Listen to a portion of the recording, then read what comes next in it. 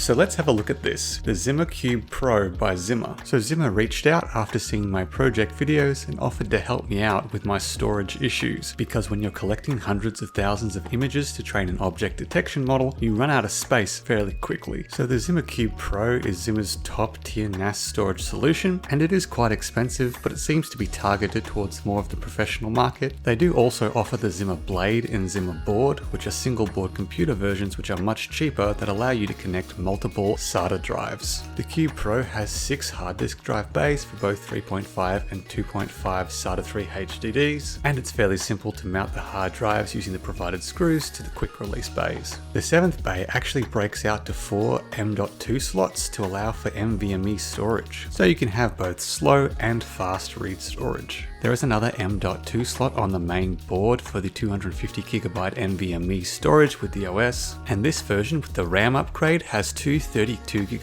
DDR5 RAM modules. Comparing the internals here to some photos I've seen online, it seems as though I've gotten a newer version. This is Rev 1.2, and the layout seems to be a bit nicer to some older pictures I've seen, especially around the heatsink. Though the features should all be the same, including the PCIe expansion ports that could allow us to connect AI accelerators and GPUs. The Creator Pack actually comes with a NVIDIA RTX 2000 Ada, and while this only has 12 TOPS of performance, the 16GB of memory and 191 TOPS of 8-bit floating point precision makes it potentially useful for AI inference. If that's not enough, the RTX 4000 small form factor Ada should also fit, and it has 19.2 TOPS at full precision, 20 gigs of RAM, and over 300 TOPS at 8-bit floating point. So maybe I'll get one of these in the future and use this as an AI inference server. In any case, all I've got to do now is work out how to fill up the rest of these slots and transfer over my data. So I'll play around with it and let you know how I go.